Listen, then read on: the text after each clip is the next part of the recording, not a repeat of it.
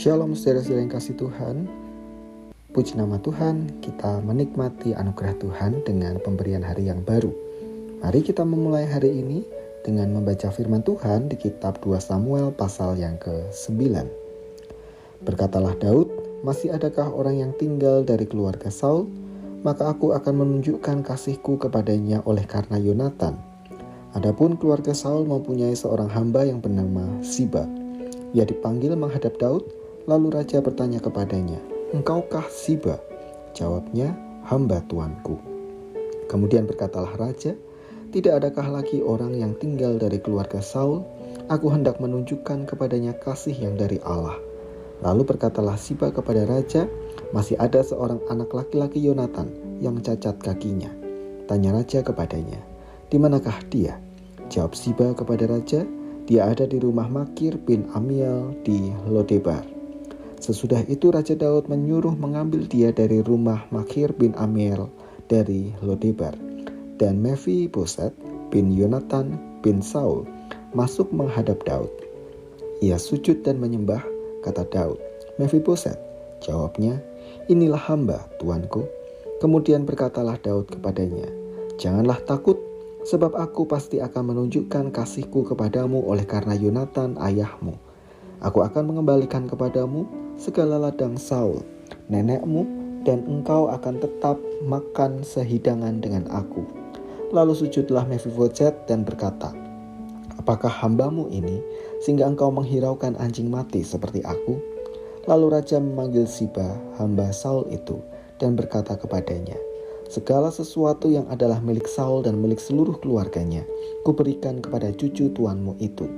Engkau harus mengerjakan tanah baginya, engkau, anak-anakmu, dan hamba-hambamu, dan harus membawa masuk tuayannya, supaya cucu tuanmu itu ada makanan. Mephiboset cucu tuanmu itu akan tetap makan sehidangan dengan aku." Siba mempunyai 15 anak orang laki-laki dan 20 orang hamba. Berkatalah Siba kepada raja, "Hambamu ini akan melakukan tepat seperti yang diperintahkan tuanku raja kepadanya." Dan Mephiboset makan sehidangan dengan Daud sebagai salah seorang anak raja. Mephiboset mempunyai seorang anak laki-laki yang kecil yang bernama Mika.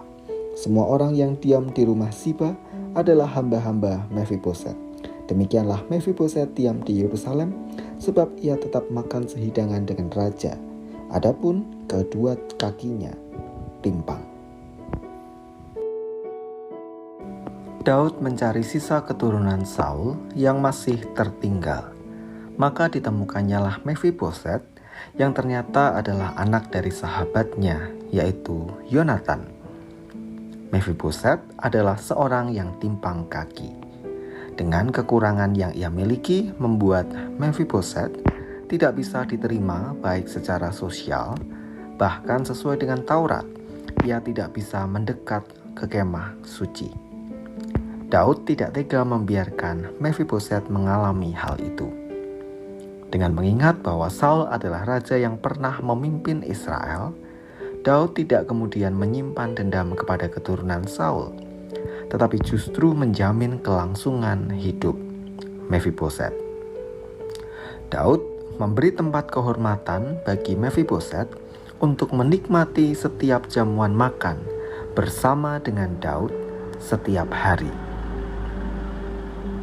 Dengan demikian, Daud mengangkat derajat Mephiboset beserta dengan keluarganya.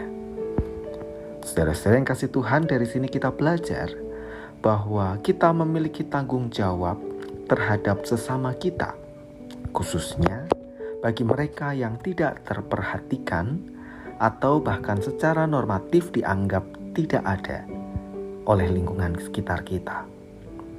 Kita dapat belajar dari Daud, mengangkat mereka sehingga mereka memiliki nilai diri yang positif dan bangkit untuk melanjutkan kehidupannya.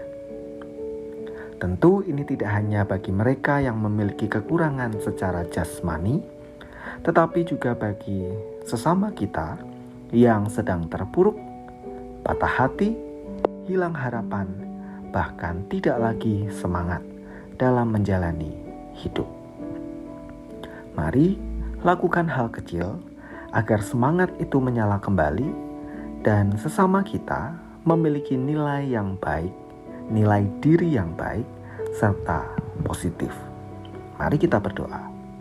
Terima kasih Tuhan untuk firman yang kami renungkan pada pagi hari ini. Tolong kami agar kami boleh dipakai Tuhan menolong untuk setiap saudara-saudara kami, sesama kami yang sedang mengalami banyak peristiwa atau ketimpangan atau persoalan-persoalan yang membuat mereka merasa tidak berharga dan tidak bersemangat menjalani kehidupannya. Tolong kami agar kami bisa memberi semangat, membangkitkan pengharapan, bahkan membawa saudara-saudara kami untuk percaya bahwa di tengah segala situasi yang mereka alami, ada Tuhan yang menyertai dan ada masa depan yang Tuhan persiapkan. Kami menyerahkan segala aktivitas kami sepanjang hari ini. Mohon Tuhan memberkati. Di dalam nama Tuhan kami Yesus Kristus, kami berdoa.